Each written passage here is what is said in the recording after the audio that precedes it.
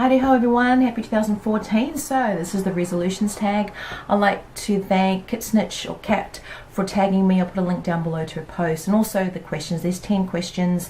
There's two parts. First part is really just reflecting over 2013, and second part is the actual resolutions for the new year. So, and I'll tag some people below, but I want to try and get through it because I tend to talk a lot. If you haven't noticed on my channel, I sort of yappity yap on. First question, name 3 things you did this year that you're proud of. So 3 things in 2013 that I was proud of. I think first big thing was really just the YouTube channel. If you've been with my channel for quite a while, you know that there tend to be periods where there is a big lull in my videos or posting regularly or my other sites and that. So a big deal for me is pretty much from the mid 2013 up until now is doing it regular posts. So regularly getting up, even if it's just something like an unboxing video or a tag or a review, it's really getting back into the swing of it and finding the fun back in it. It sounds a little bit weird, but because there are so many other things going on, and obviously in my personal life, it just was that having that energy or finding that time to sit down and do a post, because it does take a while. If you don't make videos, even though I don't have the fancy videos with the beautiful backgrounds and you know all the beautiful little fancy video edits and that, it does take a time to record it where it's not interfering with my family, where it's also and having to sit down and do the editing, because sometimes like this tag is taking me, I've refilmed it about 4 times. I'm not joking. It's just that's how it's ended up. That's why I might be talking a little bit fast, but it's just finding the joy back in it, not thinking, oh no, I have to, and oh, nobody likes my channel, nobody's watching me. But it is, that was a big plus to actually sit down and do them regularly, and it's been great. The feedback has been really good, so that has been a big positive for me. Gosh, my phone's locked, so I've got my questions on here. Second thing that I'm proud of is really family. I've had a very sheltered family life, even though I had my mum and dad. Unfortunately both passed away through sickness. I've got 2 older brothers, but really I barely sort of knew them. I mean, there was maybe a 20 and an 18-year age gap, and I kind of grew up like an only child. But I think sort of going back and seeing a lot of family I hadn't seen in so many years back in New Zealand, that I decided for my son, I wanted a whole different sort of setup. Like my father, just really backed away from a lot of family and a lot of not really had any traditions, and from the best way I can put it is the family tradition, the family ties, like his sort of mouldy side is and all that sort of stuff. Just sort of let my son grow up knowing sort of both sides of the family, the white and the darker side. I don't know how to describe that. It's a really weird thing. It was a big thing for me growing up. A lot of really interesting tales that I could probably tell apart around that, and probably some racism as well that I sort of experienced. But it's I don't know how to describe it. But that was a big thing to sort of realize what I want for my son, and that. So it's sort of a family moment that I sort of epiphany that I had. Number 3, gosh, what was the other thing? I think at the tail end of it, it's really along with the YouTube thing, is actually deciding whether I wanted to keep it going, because it flatlined for so long. I thought I was going to pull the plug on it, and also the other 3 channels. Like at the end of 2013, I finally started doing focusing on the other 2 channels, like my writing channel and my sparkling wine channel. I'd actually had that in my mind for the last 3 years to do the sparkling wine channel. If you have a look, it's actually Penumbra Beauty. I was going to do beauty and the sparkling wine and all my other sort of hobbies in one channel, and I decided it should really be, it's more appropriate in a separate channel. Even though I mistakenly uploaded a video, it doesn't matter. But I sat down and did it. So I'm proud of that. So they're very selfish sort of things to be proud of, but that's the 3 that I can think of. Number 2, name 1 thing you wish you'd have done differently. I think there's a lot what Kat was saying about sort of, how did she say it? Get fitter, not fatter. Yeah. So for me, beginning of 2013, I actually had, oh my gosh, I gotta get fit for my son. You know, I had one of those moments, and I've got to exercise, and I really did. I started off the year, the first few months, you know, exercising for half an hour to an hour every evening, dancing. Like I like to dance to rave music and all that sort of stuff, because back when I was in Melbourne, I went to all those clubs and stuff like that in Melbourne, and you know, Viper Days and Ministry, and I don't know, it's just Things you wouldn't picture me doing now, but I was a lot thinner and a lot fitter back then.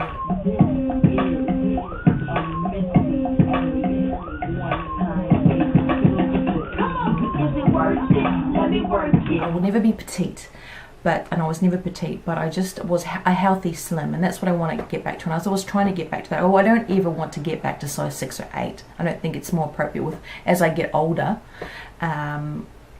I think as you get older, you should get a little bit more weight to sort of fill out the sagging. But just to be at a healthy weight, so I can, run around with my son and, have fun without sort of gasping for air after 2 minutes. That's sort of what I was getting to it. But I had that great roller coaster going. Yeah, I was going good. I was, getting there, great.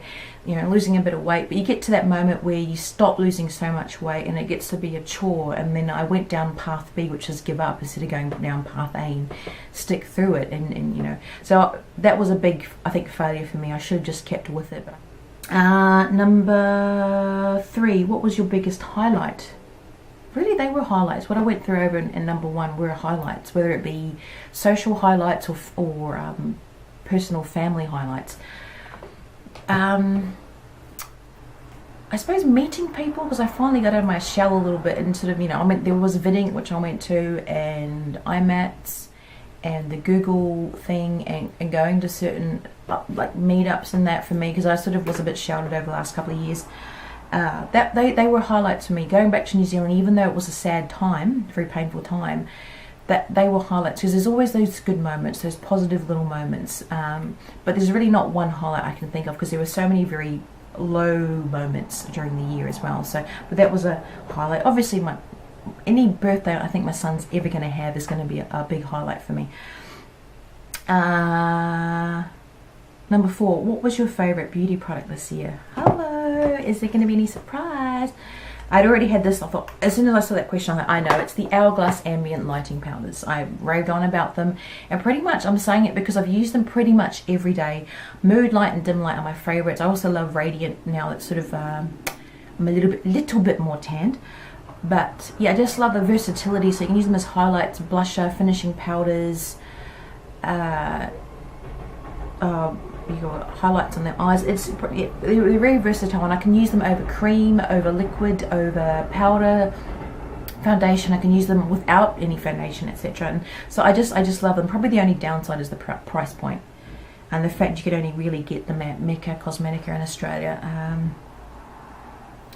Okay, number 6. Number 5, I'm jumping. What was your least favourite beauty product this year? There is not one that I can think of as my least favourite, but I think the least used is probably the more appropriate term, which is easily nail polish. I was on that sort of shellac gel nail salon kick from the halfway through the year, but really when we moved and I was going through all of my makeup products and stuff, I just realised I have way too many nail polishes. This is slightly ridiculous. I'm not a nail technician. I don't do my nails that often, apart from what people have done for me, and it's really just my toes that I'm concentrating on. But I have like Ultra 3, for example. I'll link to a post down below that I did.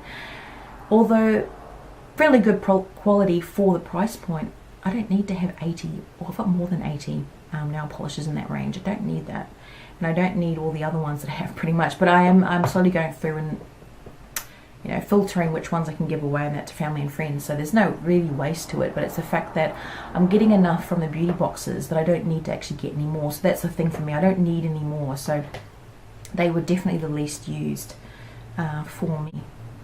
Now, resolutions. Okay, part 2 is resolutions.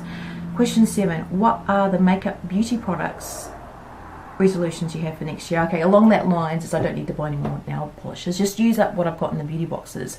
Also to do, and I obviously any reviewer out there, any makeup collector, beauty guru, I don't consider myself a beauty guru, but any beauty guru out there really needs to turn over the makeup is the big thing. So clean it regularly, or reorganize it regularly, so you get to use the products, and also go through and send out what you don't need. So what I mean that when you get makeup in, obviously to put makeup out, which is what I really need to do in 2014. If you've seen my sort of collection, I don't have the hugest collection, but I've got enough. I have enough. So when I get samples in from beauty boxes or from anywhere else, I need to put more out. And if I want to buy something, I need to give it out, which I have actually been starting to do really well. So I've got to keep on that momentum, keep that momentum going. And also really I did a big blowout, which is actually probably a highlight I could have mentioned, was I had some big buys obviously from birthday money. I did some big buys on like Mecca and Sephora and all that, which will probably keep me going as far as high-end products.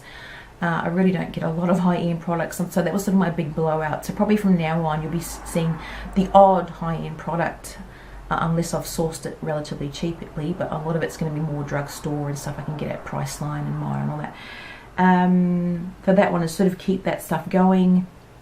Number 8, what are the fashion resolutions you have for next year? Do I actually look like I'm fashionable? I am not fashionable. Really, as far as fashion is, to try and get fitter and slimmer, to be able to get into the clothes that I have already. I don't really need that many new ones. Or really just to be comfortable in what I have, you know, like I know I'm never going to be particularly trendy and stuff like that, but it's really just to have that confidence to wear what I have when I can fit it, and break out in more colours. Like I've been trying to wear more brighter colours as well. I don't know if everybody's noticed. I love black, I love browns, I love dark colours, greys, charcoals. But when I started, even like a Christmas Day as example, the in-laws came over and I had a white, sort of a white jersey thing, or top, not white jersey thing, a white top on with cream, and they're like, oh, it's just the strangest look that they gave me when I opened the door. Like, it was just that, oh wow, you look so different. You got, like, you don't wear white, which I really do. And maybe, you know, unless I'm doing a video or something, I could throw in something on. I tend not to socially wear light colors, so for me that was a big thing. So it's really just getting away from the dark colors. Yeah, they're slimming, but they're hot. This is summer in Sydney, so and also to wear the jewelry that I have. Oh, okay. Oh, I forgot to put the little tab things at the back of the earrings. So it's really just to, it's probably been hanging loose there and annoying people. Yeah, I have a lot of fashion jewelry, that I either need to give away or wear. So I don't need any more fashion accessories apart from what I get in the fashion beauty boxes. Number 9, what are your personal resolutions for next year? I think a lot of that stuff that I just mentioned is also, like, and getting fitter, that is a good personal health thing as well as a personal financial thing as well. But really, family, personal resolutions. I'm trying to decide whether to do a makeup course or a writing course, because they're my 2 big passions, is really writing. Oh, that's probably the one I've had the longest. I used to, as far as I could, even before I could write, I was always telling stories, like to my mum, like she always used to tell me that. But yeah, either do a writing course or a makeup course, and then I can actually do tutorials. Anyway, oh, I've lost the link. Why am I on curves.com? I must have, sorry, when you've got the thing open, sometimes I click on the ad. Okay, here we go. Number 10, the last question. Name one thing you want to check off your bucket list next year. Oh gosh, so is this the 100 things to do before you die? How about the top things you'd love to do while you're alive? It just sounds better. I don't know. That was a bucket thing, really. That, like, what course? And I also want to do a sparkling or champagne course as well. And half the reason is I want to share that stuff that I learned with the actual on my channel. But that was a big deal for me to get back into that. To on my bucket list is to really sit down and do the things that I enjoy, which is I enjoy writing, I enjoy reading, and I've started reading novels again, and that, which is a big deal for me. And I don't think you can be, I don't know, it depends, a great writer unless you actually read as well, whether it be, I mean, obviously read your own stuff, but other people's stuff as well.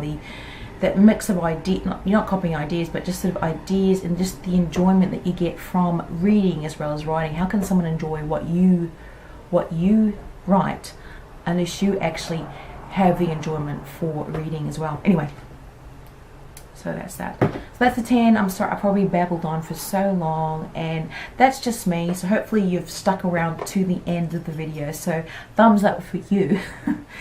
And again, happy 2014. I've got a couple more tags to finish off, ones that I've been tagged in, and then back into reviewing. Okay guys, thanks for watching. Take care.